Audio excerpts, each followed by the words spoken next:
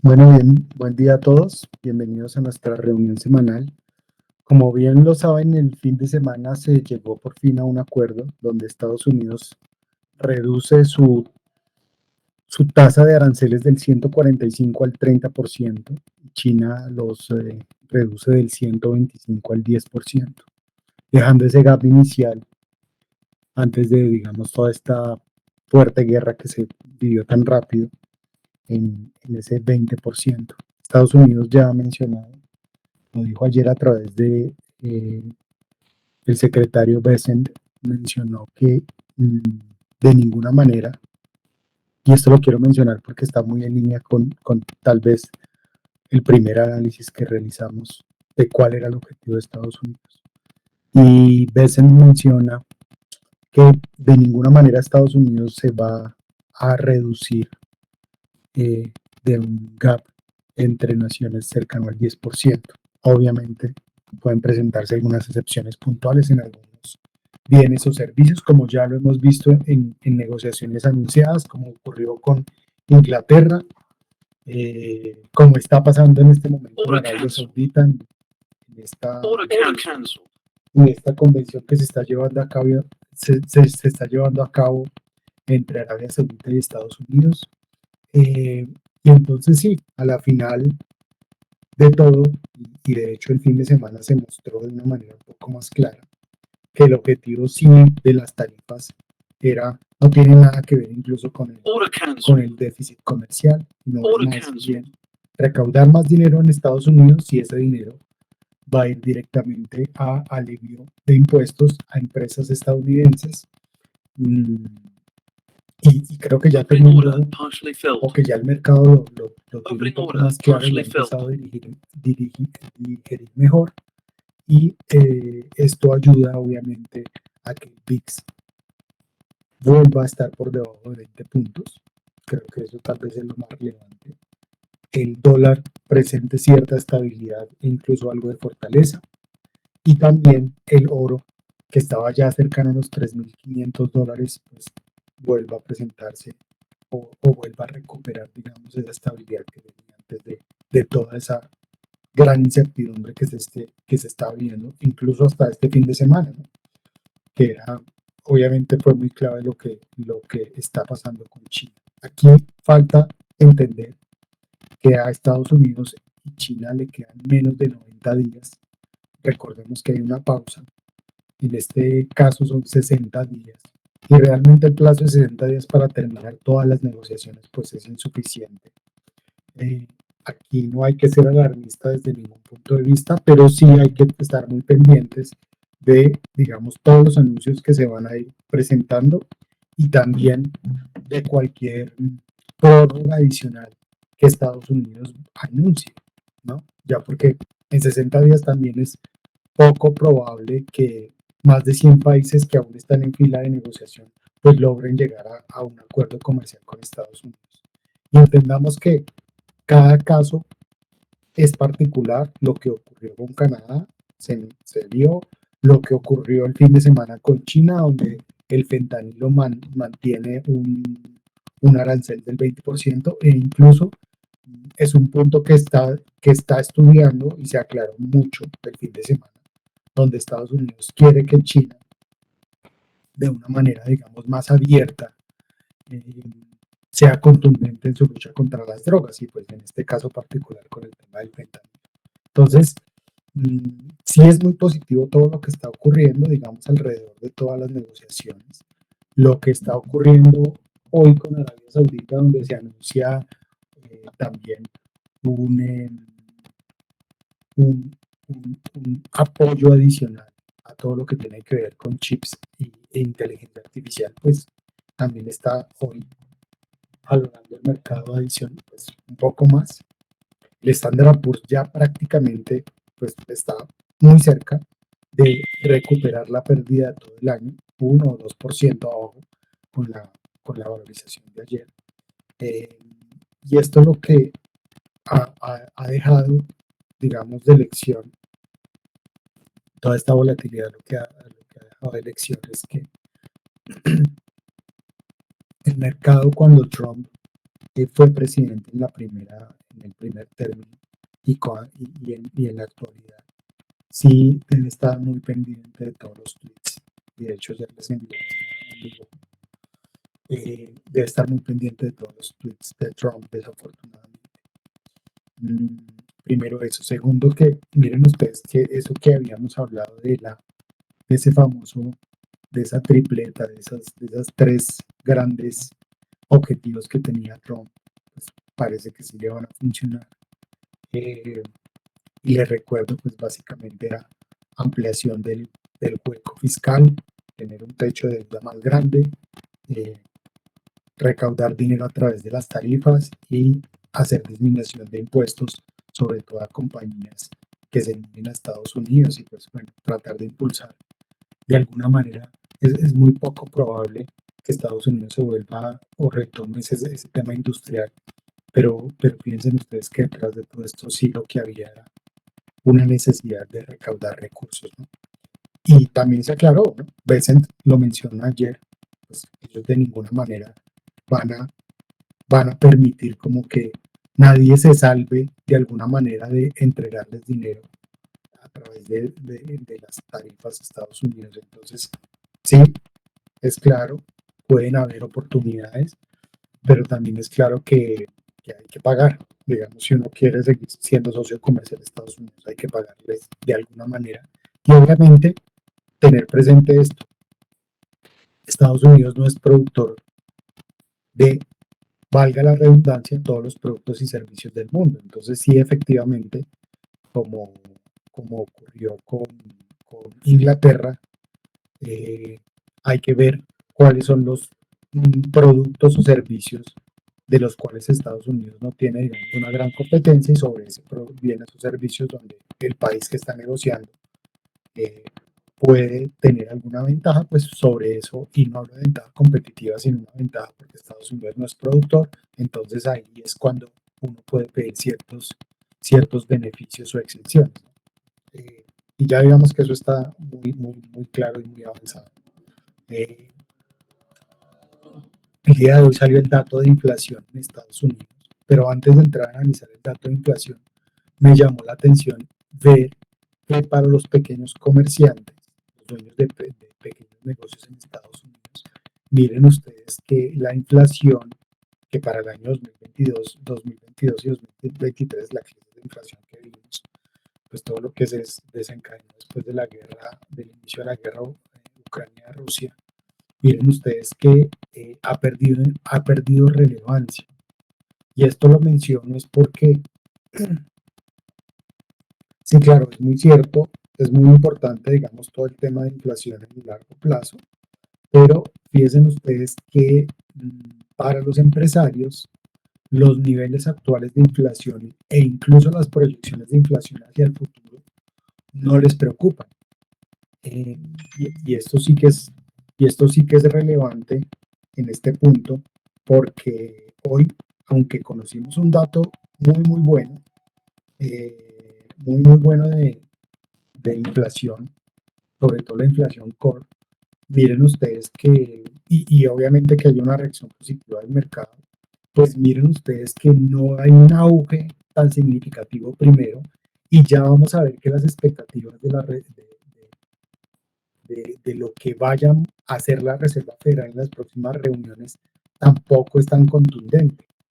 Entonces, no quiero decir que la inflación no sea importante, pero por supuesto que las tarifas están tomando cierta importancia y relevancia. Y si ustedes observan en esta gráfica, el costo de los seguros o el costo, digamos, en general, los costos que son impactados en las empresas por diferentes seguros, eh, por pólizas, miren ustedes que está empezando a tomar relevancia.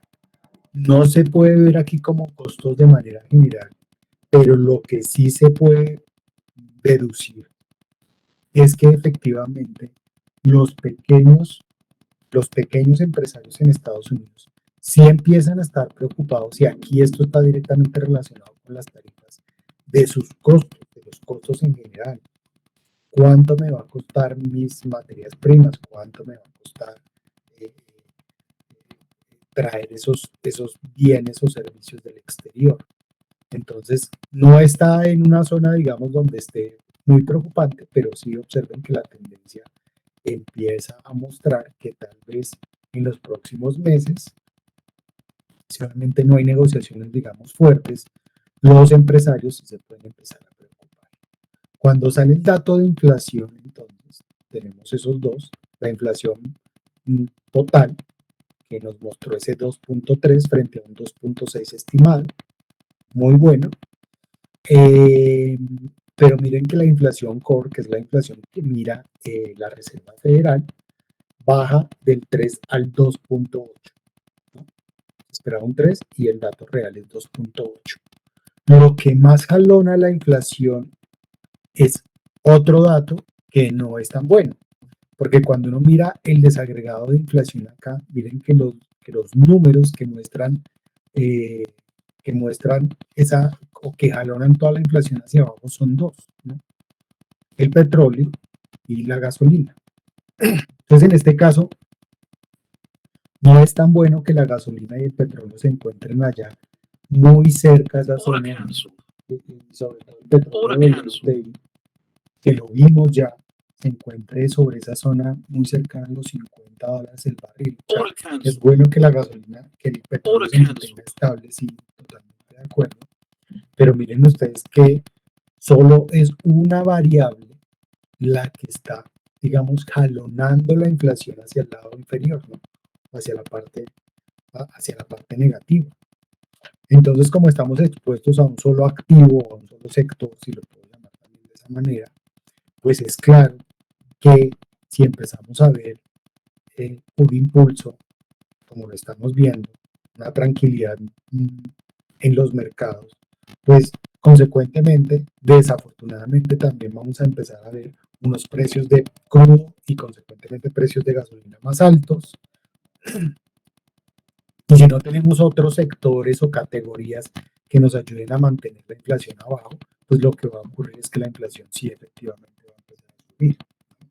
Entonces, ese es el riesgo que yo veo en este momento, digamos, de el dato total de inflación. Vuelvo y reitero, solamente es una categoría que nos está jalonando la inflación hacia el lado inferior. O sea, cuando uno ve el dato completo bien, pero entremos al detalle y piense que estamos prácticamente pendiendo de un hilo, si lo puedo llamar así de otra manera. Ahora, entiéndase que todos los economistas, futurólogos, etcétera, están de acuerdo y están en línea pensando en que la inflación efectivamente pues, va a tender al alza hacia fin de año y que ahí vamos a tener pues todo lo que tiene que ver con el tema estacional, invierno, etcétera. Entonces sí es digamos como normal que incluso la gasolina también y el petróleo vayan a tender un poco al alza.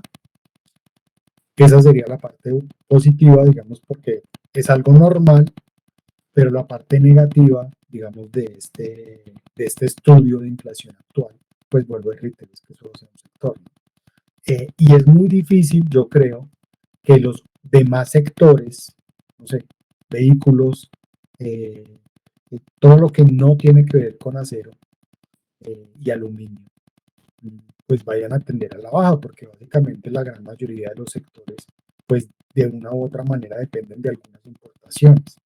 Entonces, tal vez lo que ya también habíamos hablado, esas negociaciones con la excusa y la tabla que les mostré hace un mes, con la excusa de que el déficit comercial es gigante y entonces con esa tarifa lo voy a reducir, eso es mentira, ¿no? Ya estaba comprobado y se los mostré por varios estudios europeos, del Fondo Monetario Internacional, etcétera.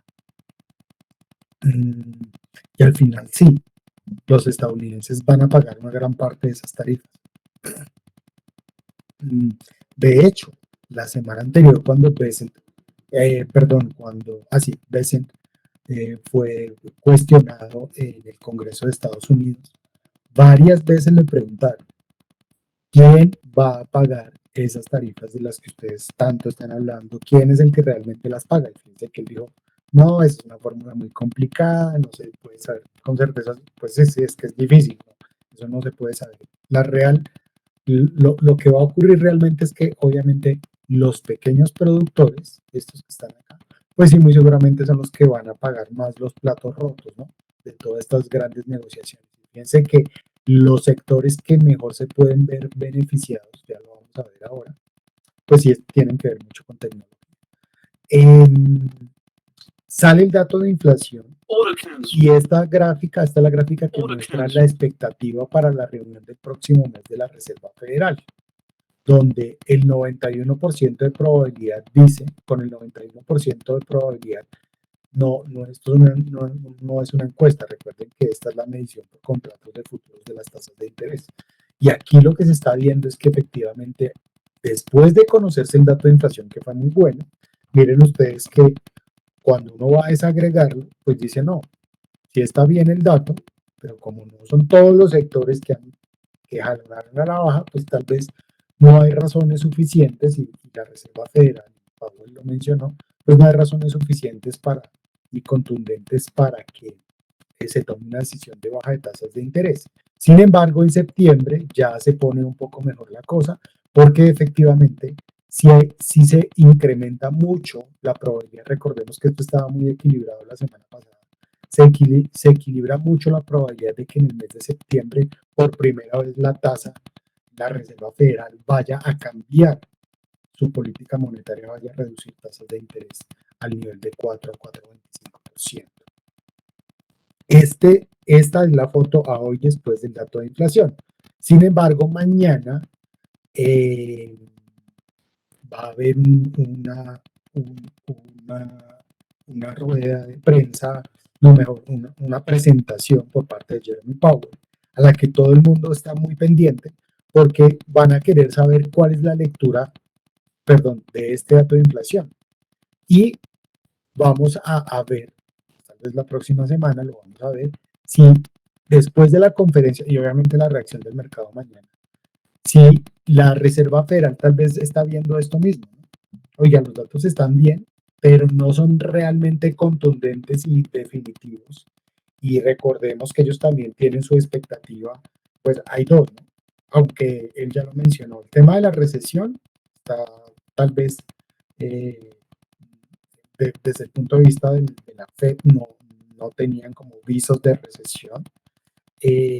Y la inflación de largo plazo, ellos sí lo han mencionado, la inflación de largo plazo, sobre todo para, no sé, tercer trimestre de este año, primer trimestre del 2026, pues sí es muy claro que la inflación, digamos, va a tender a subir.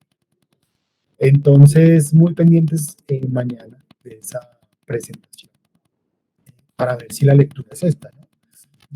Algo muy positivo que sí puedo mencionarles es que si la lectura es no vamos a bajar la tasa en junio y julio, pues el mercado no se va a desbaratar. Aquí yo creo que lo bueno que está ocurriendo es que todo lo que ha pasado con las negociaciones de las tarifas está generando que todos esos inversionistas que estaban negativos, incluso hasta el fin de semana, seguían siendo muy negativos, y el doble piso y el nuevo orden y bla, bla, bla, bla, bla, bla, han dejado de hablar. Y han dejado de hablar tanto que han cambiado el sentimiento de mercado. Primero, en lo que tiene que ver con las expectativas de recesión. Miren que el fin de semana el Bank of America publica, ¿no? Y cómo cambia yo creo que yo los invito a ver esta gráfica de manera histórica. Miren que de verdad nunca, desde que el Bank of America está mirando este gráfico desde el año 2006, nunca se había visto un cambio tan radical de expectativa sobre un dato tan contundente como es la recesión, ¿no?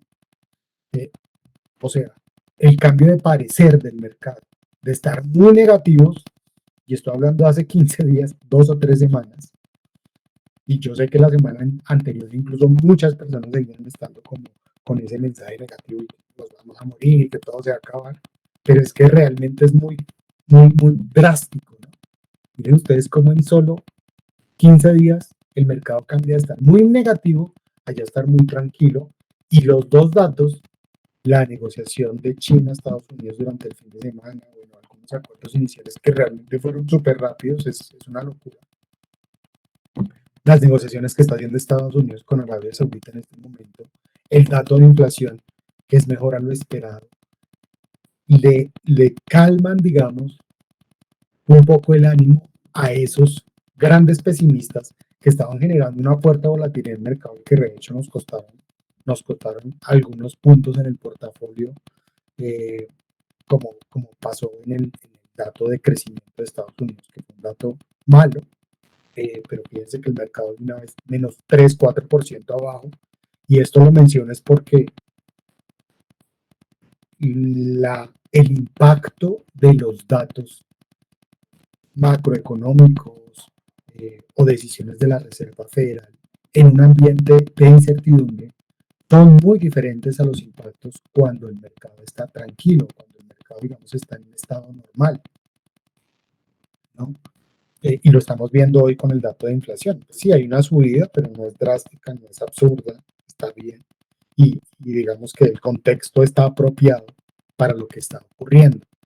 Como les mencioné, entonces, es absurdo como cambia. Miren, hace solo un mes el mercado estaba extremo miedo, así que muchos de ustedes estaban, no, el mundo se va a acabar, mejor es algo, la verdad. Recordemos algo, estas inversiones son de muy largo plazo, pero obviamente tenemos que estar mirando y monitoreando qué es lo que ocurre todos los días, ¿no? Pero el resumen claro es que así como pasó, así como les mostré el dato de, uy, vamos a entrar en recesión ya y digamos que el mercado se cambió tan drástico hoy, pues miren ustedes que aquí también pasa, ¿no? Incluso esta semana, el lunes, algunos seguían diciendo, no, no hay que invertir, no hay que meterse en ese mercado, ni en bonos, ni en ningún activo, lo mejor es tener el dinero en cash.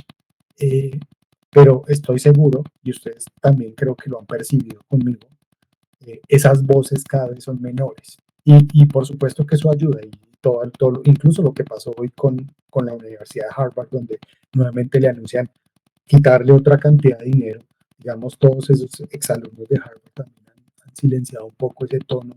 Digamos, no, a Trump pues, va a llevar la economía al desastre, etcétera. Ya, puede que ocurra así porque pues, no lo sabemos, pero lo que realmente nos debe importar es que el mercado se encuentre en condiciones, digamos, de tranquilidad, o sea, que esté normal, condiciones normales, donde uno pueda operar tranquilo, tomar decisiones de inversión tranquilas, etcétera. Y pues eso es lo que está ocurriendo.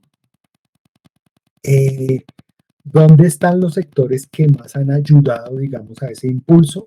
Pues el sector tecnología, que de hecho fue el más volátil, pues es el que más rápido se ha recuperado, y el sector de ventas de retail, donde está todo, pues todo lo que tiene que ver con supermercados, etcétera. Y esto es importante porque, bueno, dos cosas, antes de entrar ahí. Esta gráfica la traje esta semana nuevamente es porque realmente el incremento de utilidades esperada para el año 2026, yo la verdad no lo mencioné la semana anterior, eh, porque se me pasó, literal. Pero lo que les quiero mencionar aquí es algo. Miren ustedes que el incremento de utilidades salta de este año, que es del 11%, pero para el año 2026, miren cómo es de absurdo el incremento, del 11 al 26%. El incremento de utilidades. O sea, las estimaciones de ingresos de las compañías, que obviamente están directamente relacionadas con el crecimiento del índice bursátil, pues el incremento en bolsa de los años anteriores es más o menos 30% arriba de ese incremento de utilidades. O sea, el año 2026 desde ya parece que va a ser un año muy bueno, muy, muy bueno, ¿no? Si todo lo que está pasando con Trump, etcétera, se materializa. Y lo digo es porque miren ustedes, después del COVID 2020, cuando hubo una reducción de ingresos, recuerden el salto tan grande que tuvo la bolsa ese año. Entonces, no es proporcionalmente similar, pero sí es interesante el incremento para el año 2026. Ahora, hablando de retail y hablando un poco del eh, el sector de tecnología, esta semana se dan a conocer algunos resultados que son, por supuesto, interesantes. Y acá tenemos varias empresas en la gráfica, en esta gráfica y en la parte derecha, que obviamente el mercado pues los va a estar muy pendientes. Walmart, en lo que tiene que ver con el sector de retail, Cisco System, con lo que tiene que ver con tecnología, y Home Depot, ¿no? Son algunas empresas que van a entregar resultados esta semana. Y aquí ya efectivamente se empiezan a ver, digamos, números más concretos de impactos de tarifas, de cómo el mercado realmente ha mostrado esa resiliencia, si se ha materializado o no. Obviamente, pues ya lo habíamos visto, el 76% al final de las empresas del Standard & Poor's batió el estimado. Algo que me llama la atención, que no está anotado aquí, pero esta mañana se anunció que Coinbase, ustedes saben que Coinbase es una compañía que se dedica y tiene que ver con todo esto de grayscale y criptoactivos, entra a formar parte, la compañía como tal, no las criptomonedas ni nada, pero la compañía como tal entra a formar parte del Standard & Poor's 500.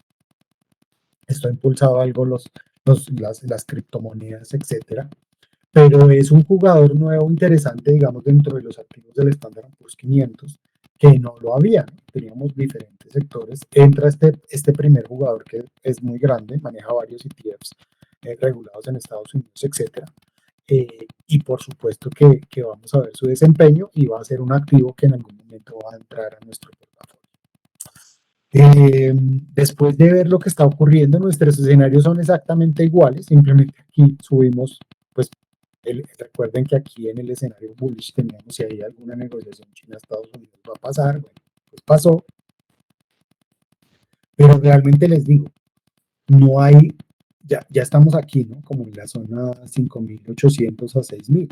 Aquí simplemente necesitamos que vayan progresando o vayan avanzando esas negociaciones con otros países para mantenernos en esta zona. No veo yo por qué razón vayamos a cambiar. Factores de riesgo, pues yo creo que están directamente ligados a dos. Bueno, aquí no lo puse, pero el primero viene el fin de mes, donde se van a conocer algunos datos de crecimiento preliminares en Estados Unidos. El crecimiento sí está generando volatilidad porque todo lo que tiene que ver con temores de recesión se mantienen vivos, entonces hay que estar muy pendiente de ese dato. Es el 28-29 de mayo. Lo que siga pasando con la inflación, pues ya les dije cuál es el factor de riesgo y tiene que ver con los precios de la gasolina y el petróleo. Y lo interesante, digamos, del tema de la inflación, ya nosotros sabiendo que el factor determinante es gasolina y petróleo, pues es muy sencillo, hombre. Si usted está viendo el petróleo que se va por allá a $70 el barril, $75, pues téngalo por seguro que va a golpear la inflación. O sea, que la inflación va a subir. Entonces, digamos que es muy sencillo mirarlo y anticiparlo incluso, ¿no? Obviamente hay otras variables ahí, pero la variable yo creo que importante a mirar es esta. Y que por alguna razón todos estos avances que se están presentando, sobre todo con China, miren que China lo volvió a decir el fin de semana. Estados Unidos tiene que negociar con nosotros con base al respeto mutuo. Y es que China sí al parecer no le gusta para nada eso de que me están robando y que ustedes se están aprovechando. Y cuando ustedes miran la historia de por qué China es lo que es, pues es que realmente China no tiene la culpa que los estadounidenses hace muchos años, y inversionistas de todo el mundo, pues hayan dicho, allá hay mano de obra barata, montemos nuestras empresas allá, y tal vez pensaban que ellos no iban a aprender nada y no iban a crear sus propias empresas, y pues que están empezando a generar su propio economía de consumo interno y todo, pues todo lo que ustedes saben de China mejor que yo. Entonces, pues es como irónico que después de esto venga a decirle que usted me está robando, si es que a usted nadie le puso una pistola en la mano para que me viniera a enseñar, y usted estaba buscando era mano de obra barata y por eso vino a este país. Entonces, hagámonos pasito. Yo creo que ese mensaje de China, porque ya lo han dicho dos veces de manera, digamos, muy fuerte, es importante, y aquí nuevamente vuelvo al tema de Trump. hay que estar muy pendientes de todos los tweets que él mencione, porque desafortunadamente si por alguna razón este señor no se habla con Xi Jinping el fin de semana o resulta que no les va bien en la llamada telefónica, entonces va a salir Trump y va a decir de malas, todo se devuelve y eso es lo que nos puede poner en problemas, ¿ven? Que es este escenario base. Y el escenario malo, que pues ahora afortunadamente está teniendo menos probabilidad, pues ¿cuál es? Pues que pase eso que les mencioné con el petróleo, que el petróleo por alguna razón vaya y salte por allá 70, 80 dólares el barril, nos descuadre todos los números de inflación de una manera rápida. Recordemos que aquí el peligro no es que la inflación suba, es que haya una aceleración inesperada del incremento de inflación. Y entonces sí, pues ahí la gente va a decir, no, inflación no, la Fed no va a bajar tasas de interés, entonces se va a empezar a enredar el crecimiento económico, etcétera, etcétera. O pues que Estados Unidos y China manden todo al carajo prácticamente, entonces nos volvamos allá a ese 140 y pico por ciento. Los riesgos son bajos, pero pues hay que mencionarlos. ¿Cómo ha reaccionado nuestro portafolio? Esto ya lo vimos, que fue el corrido del año. Recordemos que el Standard & Poor's estaba a negativo 5% a cierre del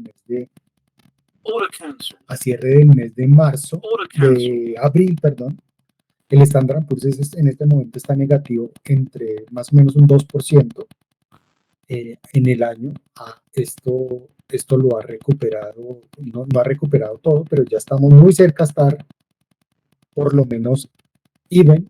Y aquí hay dos cosas que resaltar. Bueno, esto ya lo habíamos visto en el comité anterior, no me voy a volver aquí, pero aquí hay dos cosas que resaltar. Nuestro portafolio, recordemos que es el azul, y aquí vamos a ver primero el comportamiento en el año corrido.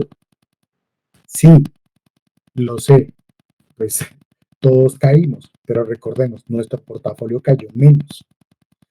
Y la gran defensa o la gran ventaja aquí es que afortunadamente ninguno de ustedes vio una caída de 20% o incluso 30% del valor de su portafolio. Algo que sí pasó con el Standard & Poor's y con el resto, digamos, de gestores en el mundo, lo cual sé que les hubiera generado una gran preocupación. También es cierto que se dio una recuperación rápida, pero esta recuperación tan rápida nunca se había presentado en la historia. Generalmente, pues ya estamos ya estamos a los niveles del 2 de abril, cuando Trump hizo el anuncio. Miren ustedes acá, abril. Estamos ahí muy a niveles de abril. Eso es lo que tal vez destaco, digamos, del momento de alta volatilidad. Y como ustedes saben, en el largo plazo, pues efectivamente podría ser que las cosas vayan mejor. Bueno, como se está ocurriendo ya en el portafolio, estamos rentando cerca de 3% este mes. Muy cerca, pues no estamos muy lejos del resto, el resto está 3-4%, estamos ahí, solo van 10 días de este mes, pero vamos a ver en cuánto termina y esto sí que va a ser lo interesante, porque fíjense ustedes que cuando uno va a mirar qué es lo que falta para que termine el mes, pues mañana va a hablar Powell, el fin de semana o muy seguramente la otra semana, porque eso no está muy claro, Trump va a hacer una llamada telefónica con Xi Jinping. Ahí, pues clave, ojalá sea constructiva, bla, bla, bla. No importa que no digan nada, lo importante es que no vayan a salir peleando. Creo que eso es lo que nos interesa. Y después de esos dos eventos, pues realmente solo nos queda el 29 de mayo, cuando vamos a conocer un dato preliminar de crecimiento económico en Estados Unidos. Entonces, fíjense que parece ser que podría ser un mes muy tranquilo y esto sí que nos ayuda, porque todos los que aún están con esa aura tan negativa, con ese pensamiento tan pesimista, muy pesimista, que no son analistas, sino son jugadores de mercado muy importantes, que están en liquidez todavía, pues deben empezar a invertir o van a empezar o podrían empezar a invertir su dinero, ¿no? Faltan reportes de fondos de cobertura, digamos, un poco más claros para ver dónde invirtieron su dinero el mes pasado. Y todo eso se va a empezar, digamos, a conocer durante durante el resto de tiempo. Ahí Arabia Saudita está anunciando que está listo para invertir más dinero en Estados Unidos. Fíjense que todo sigue siendo, digamos, relativamente positivo. Y aquí entonces están los riesgos, ¿no? El petróleo está bien, que está en 62. Tampoco sería bueno tener un petróleo tan rápido, digamos, allá rompiendo los $70 el barril. El VIX bajó a los 20, ya estamos mirando niveles más cercanos a 25. Fíjense que todos los activos, incluso desafortunadamente todo lo que tiene que ver con tasas de interés que está muy pegado arriba, y que al parecer va a estar ahí por largo rato, pues los bonos de Japón continúan desvalorizándose. Hay algunos bonos de la zona euro que desafortunadamente también se encuentran allá arriba. Y todo esto está ligado, digamos, con esa expectativa de la Fed que no se va a mover, digamos, tan rápido. Entonces tiene que ver más como un costo-oportunidad, ¿no? Donde pareciera ser que la renta fija, pues por ahora, no es un activo, digamos, atractivo, por cuanto no se ve una rentabilidad, digamos, rápida en el corto plazo. Por el contrario, sí se podrían esperar mayores desvalorizaciones. Entonces los inversionistas están, yo diría, en dos extremos muy opuestos en este momento. Los que están en caja, que son muchos, incluso hace 2, 3 días la gente seguía diciendo, no, es que Warren Buffett está 30% super líquido, nunca había estado tan líquido en la historia, etcétera. Y digamos que ese es el mensaje, que si él está super líquido, entonces todos deben estar líquidos. Y entonces tenemos ese extremo de jugadores que continúan estando muy líquidos, y el otro que jugándole de una manera muy agresiva, porque así fue, recordemos que eso se los mostré también, hace cerca de 2 semanas tomaron posiciones largas en el Standard & Poor's, incluso 2, 3 veces, y entonces ahí también hay un riesgo, porque hay unos jugadores que con una utilidad rápida se van a querer salir. Estoy hablando de un Standard & Poor's muy seguramente cercano a los 6.000 puntos, que de hecho esta mañana estaban mencionando ese nivel muchísimo en CNBC Bloomberg, ¿no? Que algunos de estos operadores que son más de corto plazo vayan a empezar a tomar utilidades ahí, si el nivel llega muy rápido. Entonces tenemos esos dos extremos, ¿no? Pues recordemos que nosotros no estamos en ninguno de los dos. Pero sí, por supuesto, en este momento estamos en el lado de los que están invertidos. Me queda, antes de retirarnos y finalizar rápidamente, la gráfica de nuestra tendencia. Miren ustedes, no la he tocado desde la semana pasada.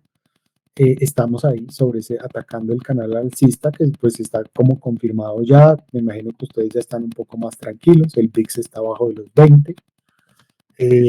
No esperamos realmente, no tendría por qué esperar un salto ya gigante a 6.200, a esos máximos allá históricos, pero por supuesto que nos queda cerca de 10%, 9-10% para llegar ahí, 6% para llegar ahí, a los niveles máximos alcanzados al 28 de febrero, por lo menos por los lados del Standard & Poor's. Es lo que falta. Trump está hablando en este momento y está, digamos, anunciando todos los acuerdos que se están llevando a cabo en Arabia Saudita. Recordemos que en este evento también están los empresarios más grandes de Estados Unidos, por ahí también estaba Elon Musk hablando con los saudíes, y lo que se ha percibido hasta ahora es que Arabia Saudita está anunciando una cantidad importante, digamos, de inversiones en Estados Unidos, lo cual en nuestro entorno y desde el punto de vista de nuestro portafolio y lo que nos interesa, pues va muy bien. ¿Listo? Esperemos que todo siga así de tranquilo la próxima semana, y nos vemos entonces. Bueno, cuídense mucho, gracias.